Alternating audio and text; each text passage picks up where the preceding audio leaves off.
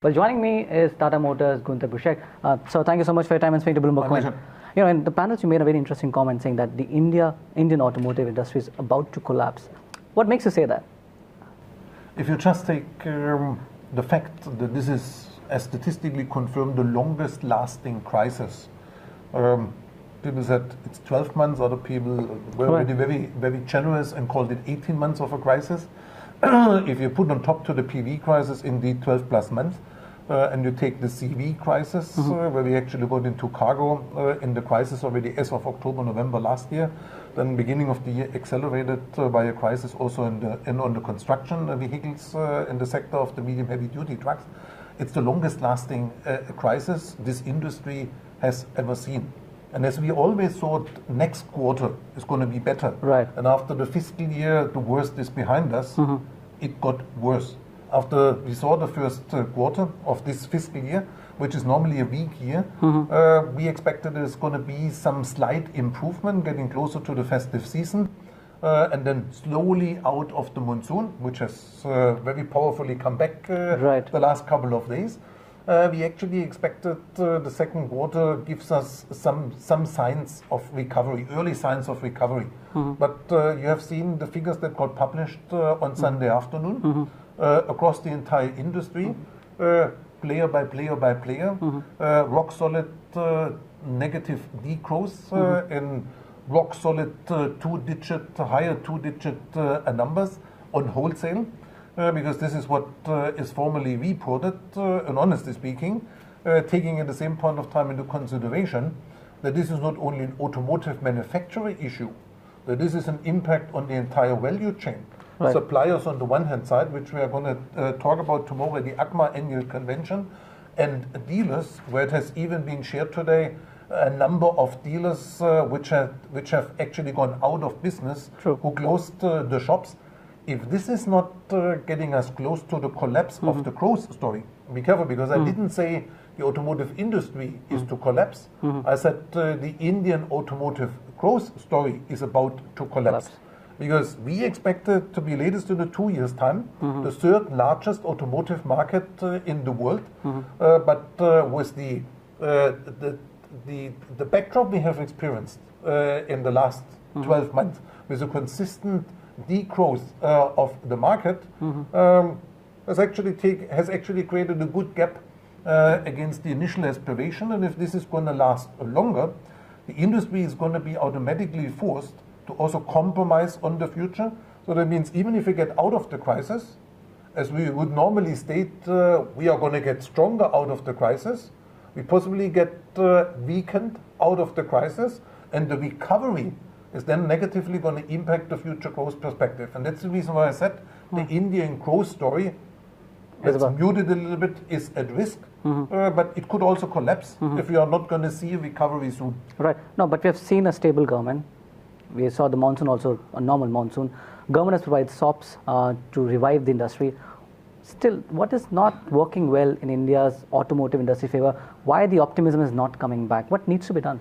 Look, it's a pretty complex mix of influential factors. Low economic activity, one impact. Now, let's not get into the chicken egg discussions of what has effectively triggered what.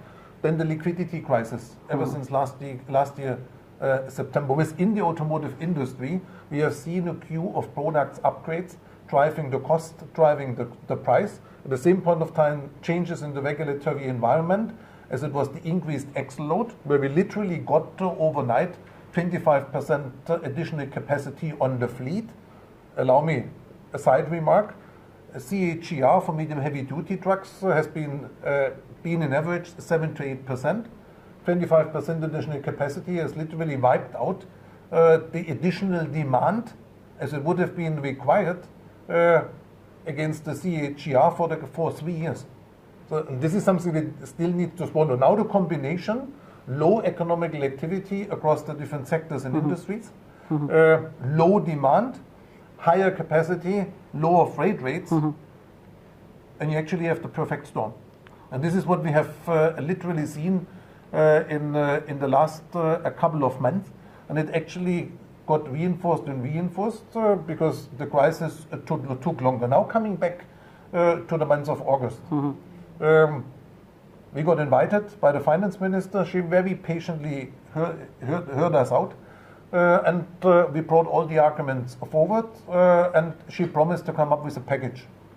2 weeks after, we got a package. Now it's always a question, how many ticks do we expect in the boxes? Right. And there's always the question, could it have been more? Let's take it for the time being as is. I'm coming back to the pending ticks in a minute.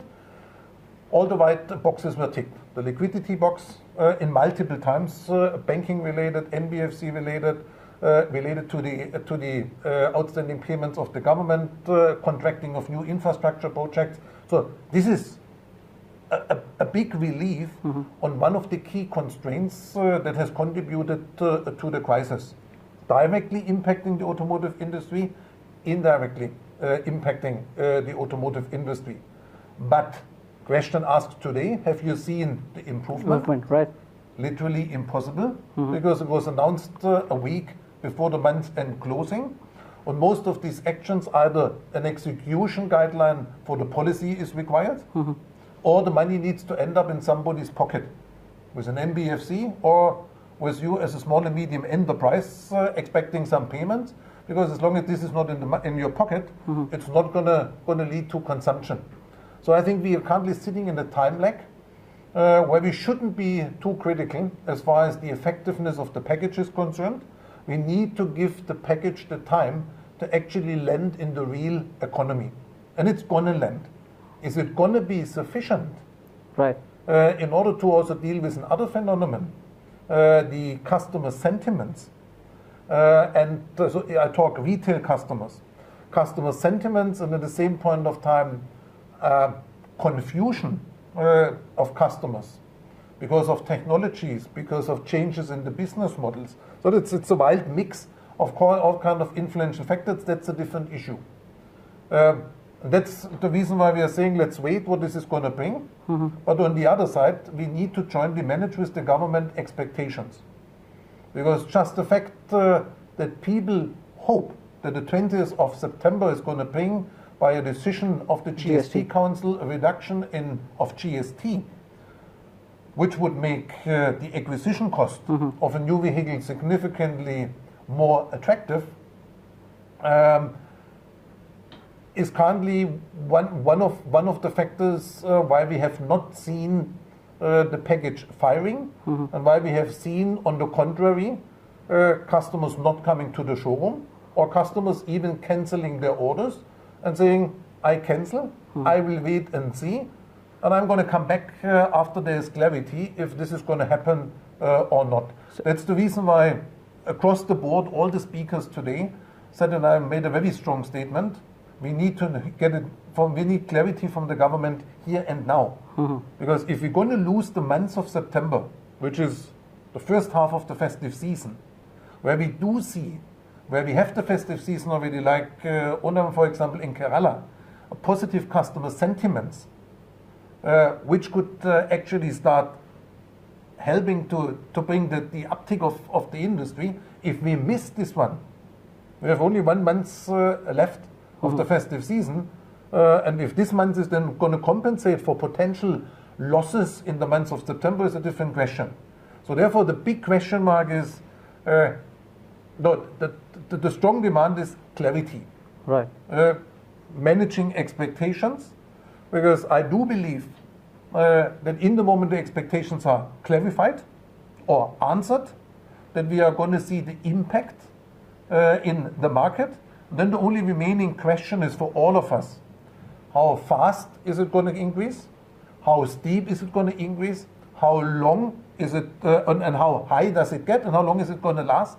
Because just the festive season is not going to compensate what we as an industry have actually seen as a decline in the first half of the year. And since we need to manage the transition to BS6 in the second half of the year, we would need a strong second half of the year to actually sell the remaining stock of BS4, but at the same point of time to start phasing in the BS6 solution in favor of a smooth transition. All right, how much a bigger challenge that BS6 transition is for you now?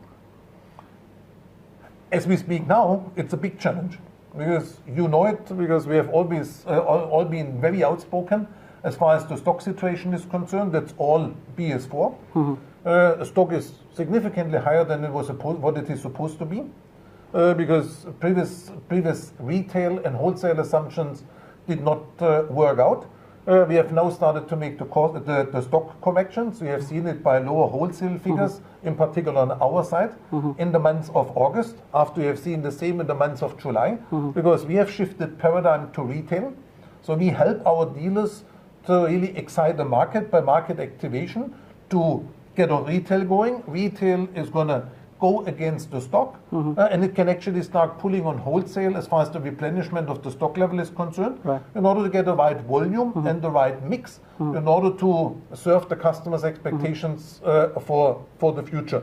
So this is where we are at this point of time, and where if I take a positive assumption, let's take it this way around, that the second half of the year is going to fire on, let's say, a normal level. All right. I think with the new starting point of having lowered the stocks and having the BS6 in the pipeline for the transition, we can manage it.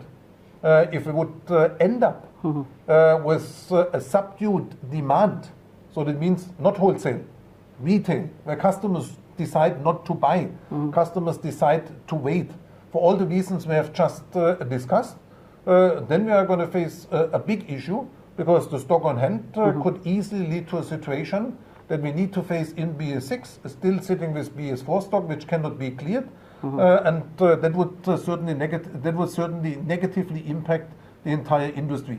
But I'm positive that the world is going to change, and that it will work out, because if something is currently micromanaged, and I assume that only at Tata Motors, at all of the players, then it's the transition from BS4 to BS6, because this is really turned out as one of the biggest challenges of this industry. Just to add to that, even though we see a revival because of the festive season, suppose in a scenario the demand picks up, we have BS6 coming in, where the prices will also go up. So is there a fear that even though we see a temporary pickup, then we are already preparing for a slump, a short one?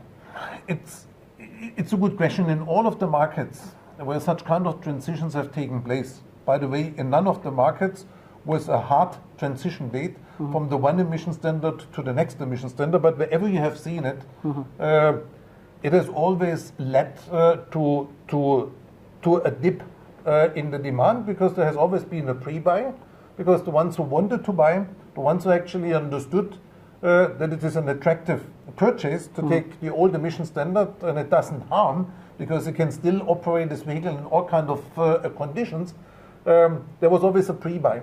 And the pre-buy is an advancement of future demand, so there will be a dip. Then it's up to us to have the right products to attract the attention, to have the right market activation in order to get your customers either digitally or physically in your product at the end of the day. And you need to have the right experience for the customers, either on a product, no, not either, on a product level as well as on the way you actually deal with the customers, that you really attract the attention again. It's all about customers would like to be consistently attracted, and this is up to us. I think this is what we can do the best. There's absolutely no doubt, but it needs to be supported by an environment which has per se a positive sentiment. A negative sentiment in the market is, you can do a lot, but are you going to really turn the needle? Unlikely, but we are about to turn the needle. All right, let's say optimistic and end with that note. Thank you, Guenter, for your time and speaking to Bloomberg. Pleasure speaking. Pleasure meeting you. Thank you.